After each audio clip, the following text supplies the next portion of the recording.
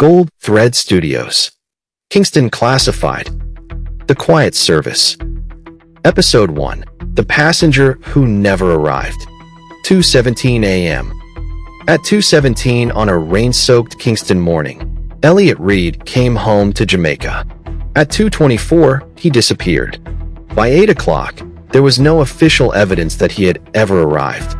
Norman Manley International Airport stood against the darkness like a strip of light between Kingston Harbor and the Caribbean Sea.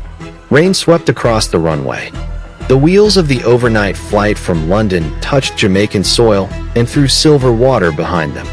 Inside the aircraft, passengers stirred. Seatbelts opened. Phones came alive. People stretched after the long flight and began reaching for bags from overhead compartments. Elliot Reid remained seated. 46 years old. Born in Kingston. Educated in England. A British passport in his jacket. A small leather bag beneath the seat. He looked like a businessman coming home. He wasn't.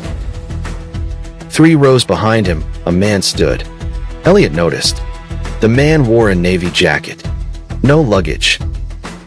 Nothing unusual, except Elliot had seen him before. Heathrow. Terminal 3. Near the departure gate. Then again aboard the aircraft when Elliot had walked toward the toilet. Maybe coincidence. Intelligence work had taught Elliot Reid that coincidence was simply a possibility that had not yet been investigated. He waited. The man left the aircraft. Only then did Elliot stand. His phone remained switched off. He followed the passengers into the terminal. Jamaica greeted him with fluorescent lights, tired faces, and the familiar humidity that found him even inside an air-conditioned building. For 23 years, Elliot had lived in London, yet Jamaica still registered somewhere deeper than memory. The smell. The warmth. The cadence of voices. Home did not always require permission from the country written on your passport. At immigration, Elliot presented his documents. The officer scanned them. Evening. Evening.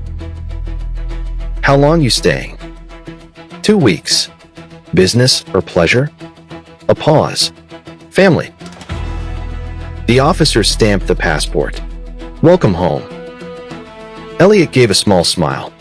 Respect. He took the passport. As he turned, his eyes moved across the immigration hall. The man in the navy jacket was gone. Elliot continued. Camera 12 recorded him approaching baggage claim. Camera 13 caught him passing a family struggling with 3 suitcases. Camera 14 showed him turning toward a service corridor. Then Elliot looked directly into the camera. Not accidentally. Directly. He reached inside his jacket. And camera 14 went black. 14 seconds later it returned. The corridor was empty. Camera 15, 20 meters farther down, never recorded Elliot Reid. He had disappeared between 2 cameras. There was no public door between them. No stairwell. No passenger exit.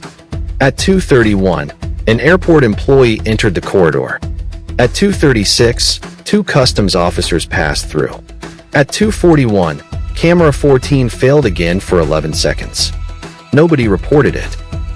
At 3:05, Elliot Reid's passenger record still existed. At 4:17, it didn't. At 5:02, his immigration scan disappeared. At 5:36, his airline reservation was amended. At 6:14, the aircraft manifest was updated. By sunrise, every Jamaican government system agreed on something that was not true. Elliot Reid had never landed in Jamaica. The man who noticed. At 7:38 that morning, Adrian Sinclair was drinking Blue Mountain coffee when his secure telephone rang. He listened for 43 seconds. Then he put the cup down. Sinclair had spent 27 years learning that bad news came in different voices. Some people panicked. Some whispered. Professionals became unusually precise. The caller that morning was being very precise. Sinclair left his home 12 minutes later. No motorcade. No security escort. A dark Toyota moved through Kingston traffic with nothing identifying it as a government vehicle. By 8:20, Sinclair entered an administrative building most Jamaicans would never look at twice. The reception area was ordinary. The offices were not. Behind controlled doors lay communications rooms, secure briefing areas, surveillance stations, and analysts watching pieces of Jamaica that most citizens would never know required watching. There was no dramatic sign announcing an elite spy agency. That would have defeated the point. Inside the service, Adrian Sinclair was simply called director. He entered operations. A technician named Daniel Chun was waiting. 31. Jamaican-born. Chinese-Jamaican family. Brilliant with systems and perpetually unimpressed by titles. He turned a monitor toward Sinclair. Passenger is Elliot Reid. Background. Born Kingston. Left Jamaica at 23. British citizen. Financial consultant on paper. On paper. Daniel opened another file. His employment history has holes. How many? Enough to make me interested. Sinclair watched the airport footage. Elliot walked toward the corridor. Camera failed. Returned. No Elliot. Again. Daniel replayed it. Slower. Again. Sinclair leaned forward. Stop. Elliot's face froze on screen. He was looking behind him. Sinclair pointed. Find out what he was looking at. Daniel nodded. And director? Sinclair waited. Somebody didn't just delete his arrival. They cleaned backward. Airline. Immigration. Customs. Passenger records. Sinclair's expression hardened. How much access? Too much. Could you do it? Daniel hesitated. Yes. Sinclair looked at him. Daniel raised an eyebrow. You asked. Who else? That answer will take time. You have 1 hour. Sinclair walked away. Daniel called after him. Then you're getting an incomplete answer. Sinclair stopped. That may be the most useful answer we have. Nia Campbell. At 9:06 a.m., Nia Campbell was sitting outside a cafe in New Kingston. Nobody watching her would have suspected she was working. That was precisely the idea. Nia was 34. Black Jamaican. Born in Kingston. Educated partly overseas. Fluent in the subtle languages intelligence officers valued most: posture, hesitation, routine, and fear. She wore cream trousers, a simple blouse, and sunglasses. Her handbag sat beside her chair. Inside it were 3 phones. None registered in her name. Across the road, a man emerged from an office building. Nia didn't look at him. She lifted her coffee. The reflection in the cafe window gave her everything she needed. Male. 40s. Gray shirt. Brown envelope. He crossed the road. A motorcycle passed. A bus stopped. 3 people exited. The man continued. Nia checked her watch. 9:08. Exactly 2 minutes late. That mattered. Her phone vibrated once. The operation was over. Nia left cash beneath the coffee cup and walked away without ever acknowledging the man she had been watching. Halfway to her car, another phone vibrated. Sinclair. Campbell. Where are you? New Kingston. Come in. How urgent? Yesterday. The call ended. Nia smiled faintly. Sinclair had been using that line for years. Usually, it meant somebody else's day was about to become considerably worse. 26 minutes later, she stood inside operations. Sinclair handed her Elliot Reid's photograph. Know him? No. Seen him? No. Good. Nia looked up. Why is that good? Because somebody went to considerable trouble to make sure nobody else has either. Sinclair explained the airport disappearance. Nia listened without interruption. Then she watched the footage. Once. Twice. On the third viewing, she stopped it herself. There. Sinclair followed her finger. A reflection, barely visible in the glass. Navy jacket. Male. Perhaps 40. Maybe younger. The image was useless for identification. But Nia noticed something else. He's not watching Reid. Sinclair looked closer. What is he watching? The camera. That changed the room. Nia rewound. The stranger wasn't following Elliot. He was monitoring the surveillance system. Someone knew precisely when camera 14 would fail. Nia leaned back. This wasn't an abduction of opportunity. No. They owned the corridor. Yes. Airport security? Possibly. Police? Possibly. Government? Sinclair didn't answer. That was answer enough. Then Daniel entered. We found Reid's bag. Airport? No. Daniel placed a photograph on the table. A leather travel bag sat alone on a bench beside the sea. Port Royal. Port Royal. By late morning, the rain had moved offshore. The road toward Port Royal shimmered beneath the returning sun. Kingston Harbor stretched beside it. Nia sat in the passenger seat while Malik Grant drove. Malik was 38, broad-shouldered and relaxed in the way only highly trained people sometimes appeared relaxed.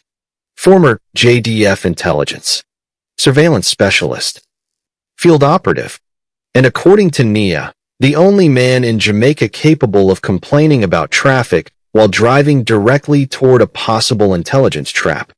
You quiet, Malik said. I'm thinking. That normally dangerous. Nia looked at him. Malik smiled. There was affection between them, but not romance. They had worked together too long for unnecessary explanations. Sinclair tell you about the deleted records? He did. You believe somebody inside? I believe somebody has access. That's not what I asked. It is what I'm willing to answer. Malik laughed softly. There she is. The humor ended when Port Royal came into view. They parked separately from the forensic vehicle. No sirens. No uniforms. No spectacle. The bag sat exactly where it had been photographed. A forensic technician examined it before opening it. Clothing. Toiletries. British currency. A paperback. No laptop. No obvious electronic device. Nia studied the bag. Why leave it? Malik answered. Maybe they searched it. Then why not destroy it? Maybe they wanted us to find it. That possibility changed everything. Nia crouched without touching the bag. Her eyes followed the stitching. Same. The technician examined it. Something had been inserted between the leather and lining. A photograph emerged. 7 people sat around a table. The image had been taken from outside a building. Long lens. Private dinner. 6 faces visible. The 7th had been deliberately scratched away. Nia recognized one immediately. Marcus Vale.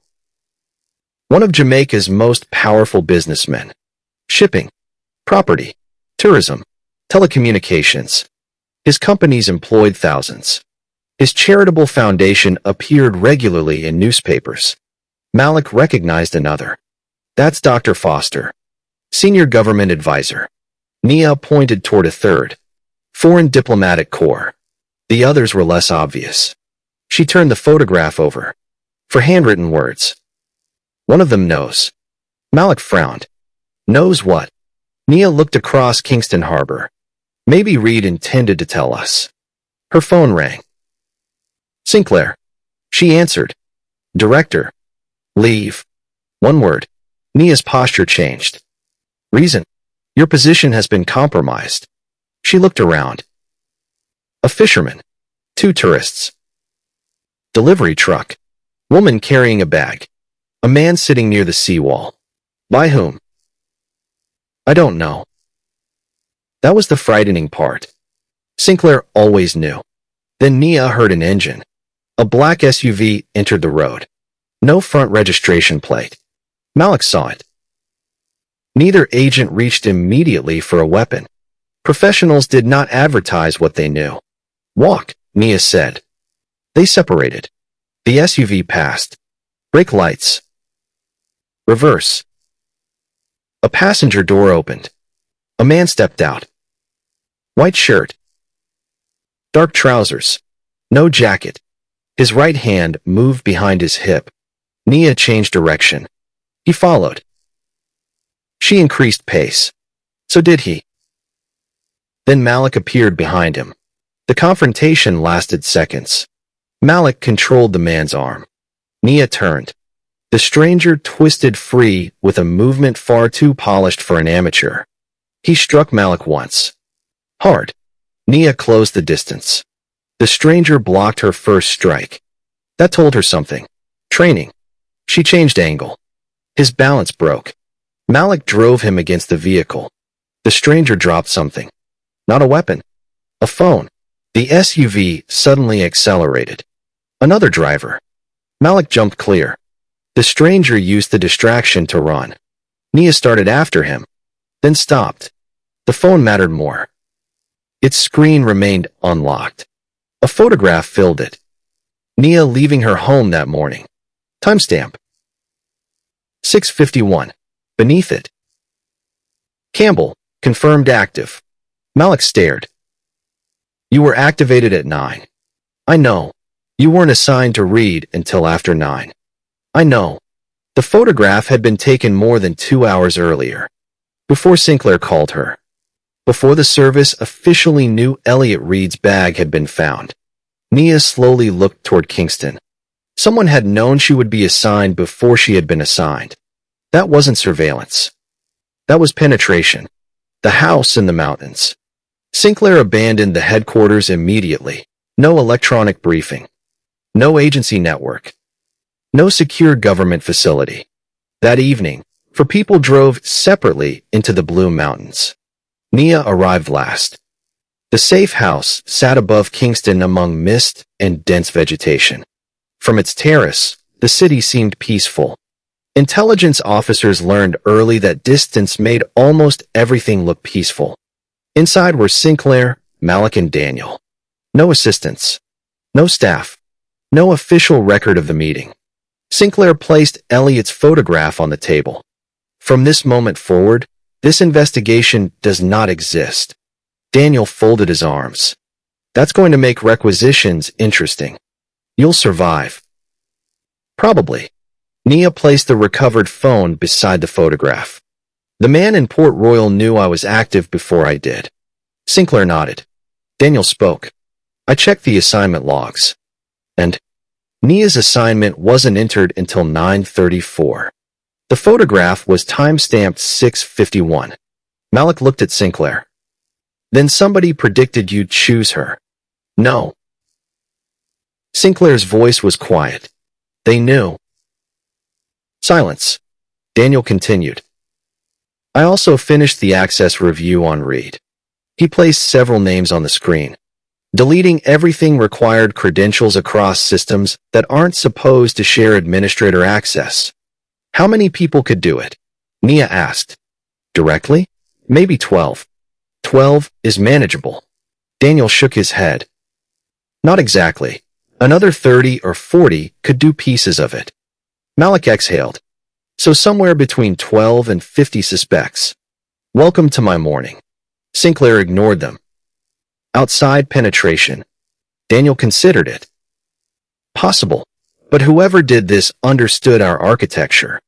Nia looked again at the photograph. 7 people. One scratched face. One of them knows. Malik leaned closer. What if we're reading it wrong? Nia looked at him. What if Reid wasn't telling us one of these people knows something? He pointed to the destroyed face. What if he was telling us one of them knows who this is? That was better. And considerably worse. Sinclair stared at the damaged 7th figure. Recover the face. Daniel shook his head. Physical destruction. Can't manufacture pixels that aren't there. Then don't recover the pixels. Sinclair pointed toward the room shown in the photograph. Recover the dinner. Nia understood. Find the location. Find the date. Identify everyone who attended. Daniel smiled. Now that I can do. The dinner. At 1:13 the following morning, Daniel called. Nobody had gone home. He had identified the room. A private villa above Montego Bay, owned through 3 companies. The final beneficial owner, Marcus Vale, the businessman in the photograph. The dinner occurred 11 months earlier. Officially, Vale had been overseas. Unofficially, 7 people entered the villa. 6 left. There was no record of the 7th leaving. Nia stared at the information. Who was number 7? Daniel opened another image.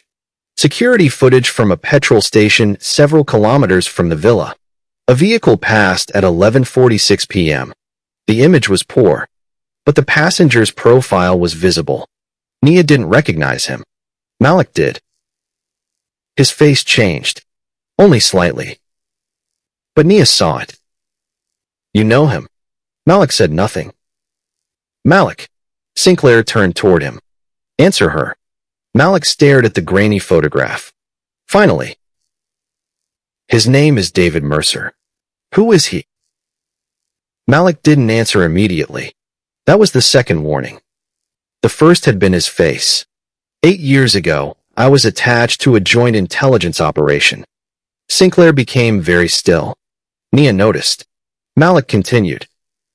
Mercer was our source. Source against who? That's classified. Nia almost laughed. We're standing in an off-book safe house investigating a mole inside our own service. She pointed toward the photograph. I think we can survive classified. Malik looked at Sinclair. Sinclair gave a small nod. Malik answered. Mercer was inside a network moving money through Jamaica for foreign intelligence operations. Daniel stopped typing. Foreign intelligence. That changed the scale. What country? Nia asked. Malik shook his head. We never proved state sponsorship. What happened to Mercer? He disappeared. When? Malik looked at the photograph again. 8 years ago. Nia's eyes narrowed. So Elliot Reid arrives carrying a photograph of a man who disappeared 8 years ago. Yes. And that man attended a private dinner 11 months ago. Yes. Meaning somebody lied about him being dead. Malik looked at Sinclair. No. His voice had changed. We never said he was dead. Sinclair completed the thought. We said we couldn't find him. The dead drop. The first message arrived at 2:04 a.m. Not electronically. A motorcycle courier delivered an envelope to a 24-hour petrol station in Kingston. The envelope had one name. Nia Campbell. No return address. Inside was a hotel key card. Room 804. No hotel name. And one sentence. Ask Malik what happened in 2018. Nia read it twice. Then looked across the room at her partner. Malik didn't speak. Sinclair did. Tell her. Malik's jaw tightened. 2018 was the Mercer operation. What happened? We lost him. You said that already. We also lost an officer. Nia waited. Who? Malik looked directly at her. Your brother. The room became silent. Nia didn't move. Her older brother, Andre Campbell, had died 8 years earlier. Official explanation. Vehicle accident while traveling on government business. She had never been told exactly what government business. Now she understood why. You were there? Malik nodded. You knew Andre? Another nod. For how long? 3 years.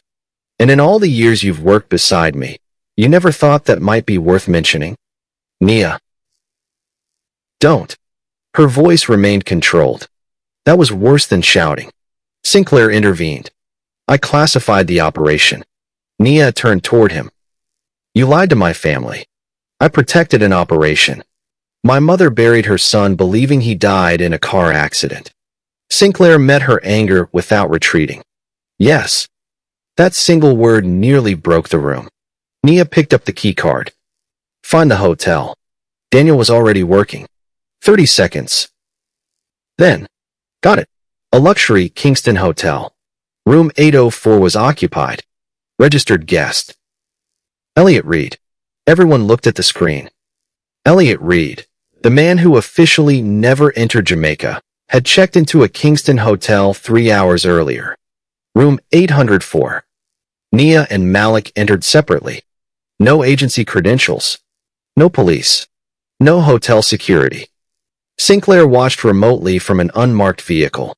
Daniel accessed the building systems through channels Sinclair preferred not to ask about. Room 804 was on the 8th floor. Nia exited the elevator on 7. Malik took the stairs from 9. They approached from opposite directions. The corridor was quiet. Daniel's voice came through Nia's earpiece. No movement inside. Nia reached the door. Malik appeared at the far end. She inserted the key card. Green light. The door opened. Darkness. Darkness. Nia entered. Curtains closed. Bed untouched. Bathroom empty. No Elliot. Then Malik saw the television. A small red light blinked beneath it. Camera. Someone had been waiting for them. The television switched on. Elliot Reid appeared. Recorded video. He looked exhausted. And terrified. If you're watching this, I didn't make it. Nia stepped closer. My name is Elliot Reid. Pause. For 14 years, I've moved money for people who don't officially exist. Images appeared behind him. Accounts. Companies. Shipping manifests. I thought they were criminals. His face tightened. They're not. Another image. Marcus Vale. They're an intelligence network. Another. Dr. Foster. Another. David Mercer. Then the 7th photograph appeared. Not scratched. Visible. Nia stopped breathing. The man sitting at the table was someone she knew. Someone every member of the service knew. Elliot continued. The network has access to Jamaican security operations at the highest level. Then the hotel lights went out. Daniel's voice exploded in her earpiece. Nia, move. Gunfire shattered the door. Malik dragged Nia behind the wall. Another suppressed burst tore through the room. Not random shooting. Controlled. Professional. Malik returned fire. The attackers moved down the corridor. Nia crossed the room low. The television had been hit. Screen destroyed.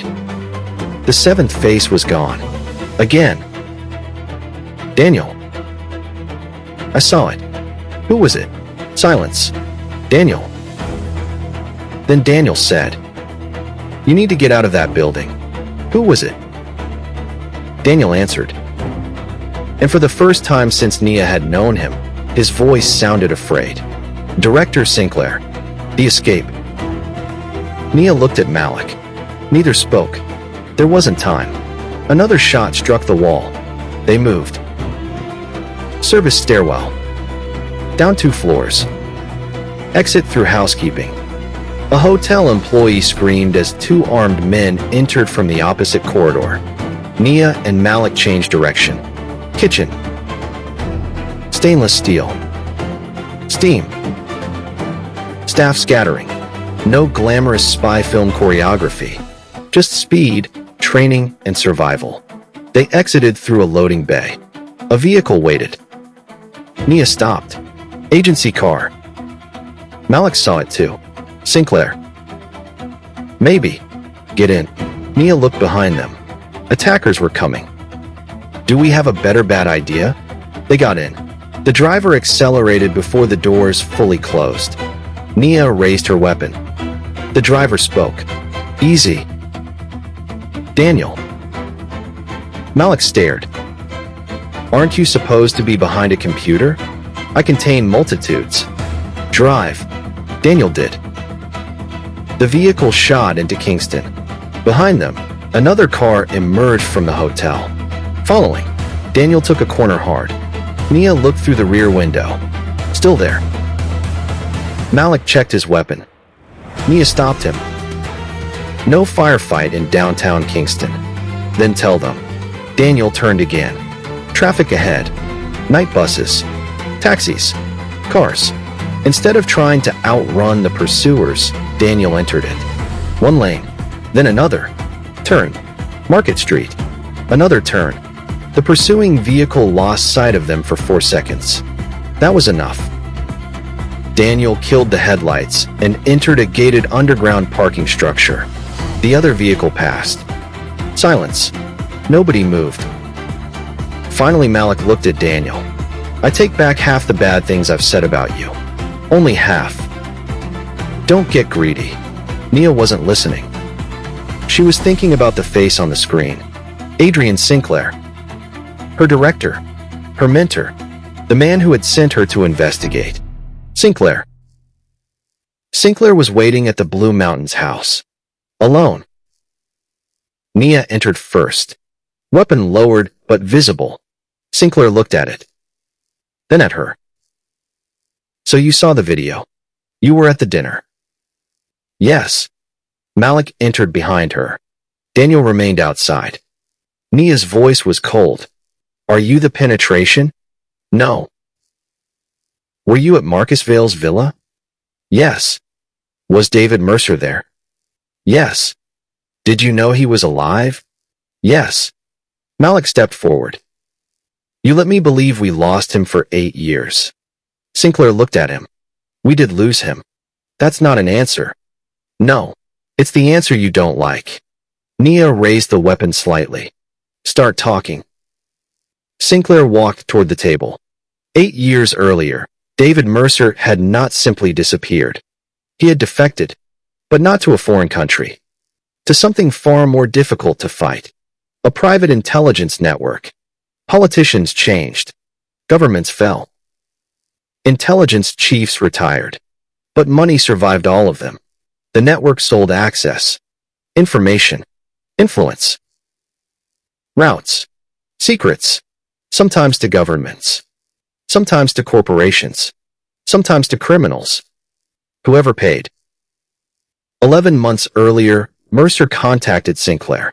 He wanted out. The dinner at Marcus Vale's villa was supposed to negotiate his extraction. Why Vale? Nia asked. Because Vale wasn't hosting the meeting. Sinclair paused. He was bait. Nia looked at the photograph. Then who organized it? Sinclair's eyes settled on her. Your brother. Silence. Nia almost smiled because the statement was so impossible. My brother died 8 years ago. Sinclair said nothing. Nia's smile disappeared. No. Malik stared at Sinclair. Director. Sinclair reached inside his jacket slowly. Nia's weapon rose. He removed a photograph. Placed it on the table. Nia Campbell. Older. Gray at his beard. Alive. The photograph had been taken 3 weeks earlier. Nia couldn't speak. Sinclair did. Your brother didn't die in 2018. The room seemed to tilt around her. Where is he? We don't know. You've known for 8 years? No. Sinclair's answer was immediate. I learned he was alive 11 months ago. Why didn't you tell me? Because Andre asked me not to. That hurt differently. Nia stared at the photograph. Her brother had chosen to remain dead. Why? Sinclair answered the question she hadn't asked. Because whoever penetrated the service is looking for him. Nia slowly raised her eyes. And now? Sinclair looked toward the dark windows. Now they're looking for you. The call. At 4:46 a.m., Nia stood alone on the terrace. Kingston glittered below. Somewhere down there, her mother was sleeping. Still believing her son had been dead for 8 years. Nia held Andre's photograph. Behind her, Malik approached. He stopped several feet away. I should have told you. Yes. I couldn't. Yes, you could. He accepted that. Nia looked at him. Were you there when he disappeared? Yes. Did you see him die? No. That mattered. You let me believe it anyway. Malik had no defense, so he didn't offer one. Nia's phone vibrated. Unknown number. Malik saw her expression. Don't. She answered. Silence. Then breathing. Nia? Her entire body froze. 8 years. One word. and she knew the voice. Andre. Malik's face changed. Nia gripped the phone. Where are you? Her brother spoke quickly. Listen to me. You don't have much time. Where are you? Sinclair showed you the photograph? Yes. Then you're already compromised. Nia turned toward the house. Through the glass, she could see Sinclair. Andre continued. Don't trust the service. Nia lowered her voice. Sinclair says there's a penetration. There is. Who? Andre was silent. Who? When he answered, his voice was barely above a whisper. It's not one person. Nia felt cold despite the Jamaican heat. What does that mean? It means the service isn't penetrated. A pause. The service is the operation. The line disconnected. Nia stared at the phone. Behind her, a floorboard moved. She turned. Nobody. Then another sound. From inside the house. Malik reached for his weapon. The lights died. Darkness swallowed the safe house. Daniel shouted from outside. Movement! Glass shattered. Nia dropped. A suppressed weapon fired. Sinclair disappeared behind the interior wall. Malik moved toward him. Another shot. Then silence. Emergency lights came on. Red. Dim. Sinclair was gone. The rear door stood open. On the table where Andre's photograph had been, a black envelope waited. Nia opened it. Inside was a single card. Coordinates. And beneath them, come alone if you want the truth. Malik looked at her. Where? Nia entered the coordinates into an offline map. The location appeared. Not London. Not Washington. Not some distant European capital. Jamaica. A remote section of the Blue Mountains. Less than 20 kilometers away. Nia stared toward the darkness beyond the house. Her brother was alive. Her director had disappeared. Someone inside Jamaican intelligence wanted her dead. And somewhere in the mountains was an answer powerful enough to make a man erase himself for 8 years. Nia checked her weapon. Malik watched her. You're not going alone. The card says alone. Cards don't outrank me. For the first time that night, something almost resembling a smile touched Nia's face. Since when? Since people start shooting at us before breakfast. She looked back at the coordinates. Dawn was beginning to form beyond Kingston. A thin line of gold appeared above the Caribbean. For most Jamaicans, another Wednesday was beginning. Traffic would soon fill Halfway Tree. Vendors would open shops. School children would wait for buses. Coffee would brew. Radios would come alive. Nobody would know that before sunrise, a hidden war had begun inside the institutions created to protect them. That was the nature of intelligence. Success was invisible. Failure became history. And Nia Campbell had just discovered something more dangerous than either. She no longer knew which side she worked for. End of Episode 1. Kingston Classified, The Quiet Service. Next, Episode 2, The Woman in Room 804. A hotel employee vanished after the attack. Officially, she was housekeeping staff. In reality, she had been waiting 8 years for Nia Campbell to find her. And she knew exactly why Andre Campbell chose to remain dead.